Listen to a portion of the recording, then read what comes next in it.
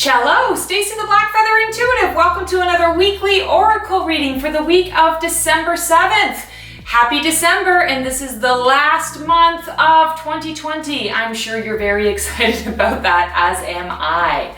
So let's call in all the archangels, ascended masters, highest guides, creature teachers, light beings, elementals, loved ones in spirit. Come on into this space to give us the clarity and guidance that we need to really understand our purpose this week, our individual purpose.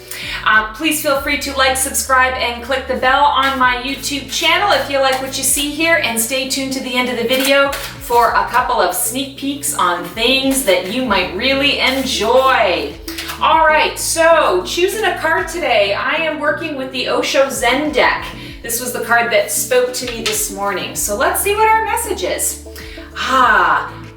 Clinging to the past, number 5. I'm really drawn to the energy of the 5 today. So clinging to the past, this is definitely a strong message that this week it's important that we all be aware that the past is the past. We need to leave it there. We need to bar the door. And all it is about the past is accessing what we learned from it. What is it that I learned from that previous experience? Is it something that I want to carry forward? Done. End of story. And then move forward. I like to say that the past is the past. There is nothing that we can do about it. The future never really comes. We are always in our now and in our moment. And I'm feeling like the message with this card this week is that we really do need to let go of what is holding us back from past concepts, ideas. From a global perspective, we're still in COVID. We're still dealing with the ramifications of this virus and how it is affecting society and choices that we're making moving forward. But I can tell you right now, even when COVID wraps up and we have a handle on it and we know how we're moving forward, it's not going back to the way things were. We are in a new normal, establishing a new normal. And in fact, we're not there yet. We're still in that number 5, which is why 5 is standing out to me. 5 is the number of change, transformation, conflict, chaos. When there's disruption going on, we feel uncomfortable with that because we don't really understand. We don't feel comfortable in that situation because everything is up in the air. Everything is uncertain. And what do we like less? And a lot of other things is uncertainty. We always want to know what's coming. We always want to know what's ahead so that we can either plan for it or feel safe. And what I'm feeling here is you've got to let go of the past. Recognize that we're never going backwards. It's about concentrating on where are we now and how are we moving forward. In terms of your life on the individual level, and in terms of the intention that I set around purpose, you want to be focusing on what do I feel right now in this moment is one thing that I can do to help myself, to bring myself closer to my goals that I'm working towards. What is one thing that I can do to help others around me in this present moment? We can access knowledge, we can access things that we've learned from the past, but we want to leave everything else in there. It's like a noose around our necks. It's like a ball and chain. It only serves to keep us from that forward momentum. And let me tell you, peeps, we are in an energy right now that is, encouraging forward momentum. There's no way around it. Time is kind of speeding up. Have you ever noticed that you blink and a month goes by? That's not in your head. That's not an illusion. Time is speeding up. Things that we are working towards, we're able to achieve those goals quickly. Or if we're not on the right path, we're achieving things that we're not necessarily wanting, things that we're manifesting that are a little bit askew. All of that is happening more quickly. So it's important for you to release that energy of, here's what it used to be and I want that to be there again. No. This is about, okay, the change, we're in it. The tumult, we're in it. So it's a matter of saying, okay, I'm going to be the calm in the eye of the storm. I'm not going to focus on the past. I'm going to focus on what I want to achieve moving forward, how I want to feel moving forward. Yes, there's going to be a lot of up and down, but I have the ability to choose peace. Even if I choose peace for 1 minute every day and I sit in that feeling of peace every single day, that makes a huge difference to me. What it's doing is it's, rewriting those brain cells, those neurons start firing in a different way, and it becomes more your habit. It becomes more the norm. So no clinging to the past. I'm also feeling like, we're moving in, well, we are not moving into, we are in the holiday season, and I'm feeling children. So anyone that has children, or you're interacting with children, you're involved with children in some way, it's important to not always go back and say, well, in my day, this is what we did. No, listen to the kids. The kids have the right ideas. The children are going to be able to help you see more clearly into the future and what that path is going to look like. Encourage your kids to use their imagination. Be childlike. If you don't have children, I don't have children. I have 2 stepdaughters, but I have my fur babies, but that's about it. So I don't consider myself a mother, but I want to step into that childlike energy and be able to imagine and envision where I'm going, envision how I'm going to be able to get there. Or maybe not so much the how I'm going to get there, just envision how I'm going to feel when I arrive. And it's the envisioning and the actual connecting to that feeling and the emotion that's what brings it to you. So it's not about the past. The only time you're going to maybe access the past is to access a memory of a time, let's say, when you did feel peaceful. Go back to that moment and sort of borrow the peace from that moment. Because once you've created something for yourself, it's much easier to be able to recreate it again on that feeling level so that you can manifest it and bring it to you. So step into your childlike wonder, or encourage your children and listen to your children's imaginings about how they see the future and what their suggestions are on how to get there. Of course, out of the mouths of babes, sometimes it seems so simple, and yet you say, well, there's more involved in that. It would be nice if it was that simple. But don't discount or negate the ideas that are coming through. And when you go into that space of childlike wonder and seeing things from the perspective of a child, how does that change where you're moving and what you're wanting to bring into your dynamic? So no clinging to the past. It only serves to weigh you down. All right, and then in terms of our oracle card today, I wanted to do something with animals.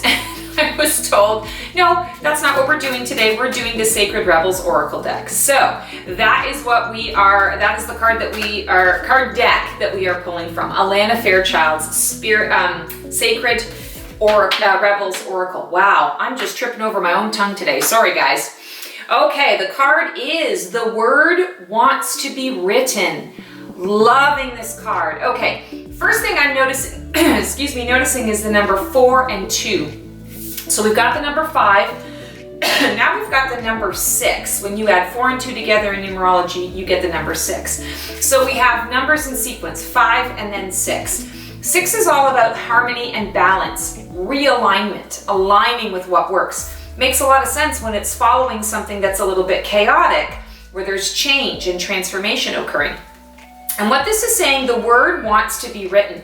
I'm feeling like the message here is, maybe it's the word wants to be written, but it's also the truth wants to be spoken. The truth needs to be heard. This week, you want to really pay attention to urgings, specific urgings that you have to try something new, to speak what is on your heart. You may find you're watching TV, you're watching a movie, you're watching a show, and all of a sudden you're just feeling like, wow, I would have done that differently, or wow, what an amazing scene that was, or wow, what an emotional roller coaster that invoked in me. You want to be able to express this with somebody else. And in terms of the written word, writing out your thoughts.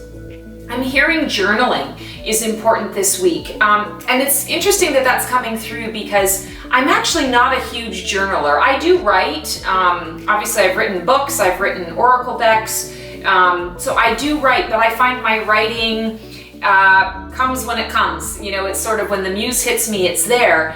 But I'm not a person that sits and sort of writes in the journal. I used to do that years ago and just sort of fell away from it.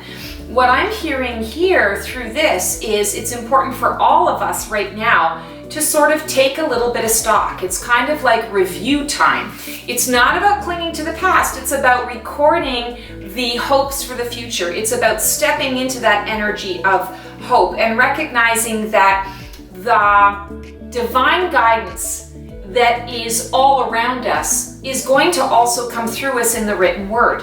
Don't know if you've ever had this experience before, but you start to maybe write in your journal, you're writing your thoughts down, and all of a sudden something just flows and you end up writing and writing and writing and writing, and all of a sudden you look back and you read and you go, wow, like it kind of almost doesn't even sound like me, but this is good stuff. This is amazing, or this is the answer to what I've been seeking, or wow, this brings me a lot of clarity, or this brings me a lot of peace.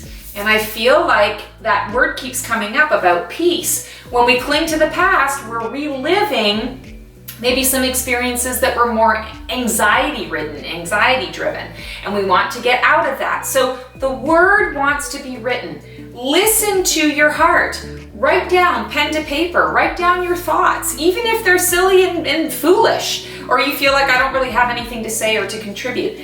Do that. In fact, I feel like what I'm hearing is we need to do that. We need to set a challenge for ourselves. Every day this week, take 5 minutes. 5 minutes is all it takes to sit down, connect with your breath a little bit, have pen and paper, and then just write down some of the thoughts that come. Even if there are no thoughts and you doodle, that's something that wants to come through as well. I'm feeling like when we're talking about the word wants to be written, I'm feeling like it's that all of our dream teams are wanting to connect and to come through us, wanting to connect directly with us. And they're saying, hey, listen, there are many different ways that we can do that. And you don't have to be the psychic like me to be able to receive that information. You sitting in a quiet moment and feeling into something or hearing something or writing down your thoughts is a way that your dream team is coming through for you. So when we're talking about, knowing our purpose, I was setting that intention this morning when we were starting this reading. And I feel like you want to be open to the fact that you may be enhancing your purpose, discovering your purpose, expanding your purpose through the thoughts that are coming through you and to you from your divine dream team. And they want to be written. It wants to come out. So if you're wanting to be inspired, start writing it down. Just make it a challenge. We're going to all do it together. Let's make it a challenge. And every day for 5 minutes, just sit down and write what your thoughts are. Write what's sort of coming out. You can bullet point it if you want to. I know that's a big thing for me too. Just bullet points, highlights. Give me the goods. Give me just the core of it. And otherwise, some people really want to take the time to write. They find it therapeutic. Go with the flow. Minimum of 5 minutes, but don't cut yourself off right away. The 5 minutes there is because anybody can do anything for 5 minutes. So give yourself that space to explore and set the intention to say, all right, dream team, I got the challenge, I got the message, the word wants to be written, so let's write the word. Let's write the word. Come through with a message for me that is easy for me to understand and interpret, or to understand and imply. So feeling like they're presenting us with a bit of a challenge this week. And I'm feeling like the word wanting to be written is also going to help us to remain in the present moment and be focused on where we're going rather than where we've been. And I feel like that's a hugely important thing to remember, because when we get stuck in the past, we generate more of those feelings. And I'm not saying that you haven't had some really wonderful memories. Like I said, it's okay to borrow from some of those memories in order to be able to generate something that is going to help you moving forward towards your dreams and goals. Just don't get stuck there, and don't cling to it as though this is the only thing. Right now, we are at a time when we literally have to let go of anything and everything that has been in the past. Period, end of story. Because we are in the middle of a huge change, a huge transformation. So it's important to embrace that. And while that sometimes can be scary, take the bull by the horns.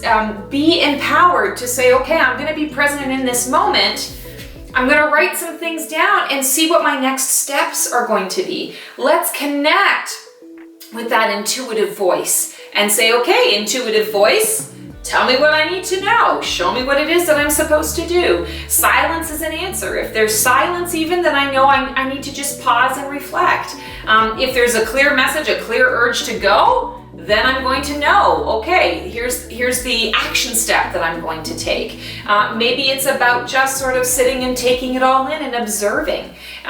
Listen to those messages. They're speaking to you every single day.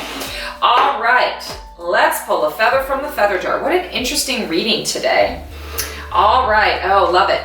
Meditate on a pink feather. So pink, one half of the heart chakra. Unconditional love, self-care, self-compassion, self-forgiveness. So no mistake that this is coming through right now, because I feel like the message this week really is connected to your own self-care. If I'm stuck in clinging to the past, I'm bringing up a lot of anxiety or icky feelings. I'm feeling trapped in something that once was, but is no longer relevant to the where I am now and where I'm going. And so when you meditate, isn't that exactly what I said? Take 5 minutes to connect with your breath, close your eyes, and then just put pen to paper and write out those thoughts that come through. Meditation is going to help you to reconnect with your body and to connect with that divine source, to connect with that inner voice that wants to be heard. It wants to come out. It wants to be seen and read so that you can apply the wisdom and the knowledge and the guidance to be able to make your life better. And that's what it's all about. We are in tumultuous times, but that doesn't mean that everything has to be tumultuous. We can choose peace in any given moment. Even when things are not going the way that we want, we can still choose peace. How do we do that? By meditating, by connecting with our breath, connecting with our body, and really saying, okay, I'm open to receiving what you have to offer. And that's the only way we can do it, shutting out the monkey mind and opening our bodies, opening our minds, opening our hearts and our souls to the divine guidance that is always there for us. And they're not going to make it hard. They want to connect. So when you set that intention and you put that out there, they're going to connect.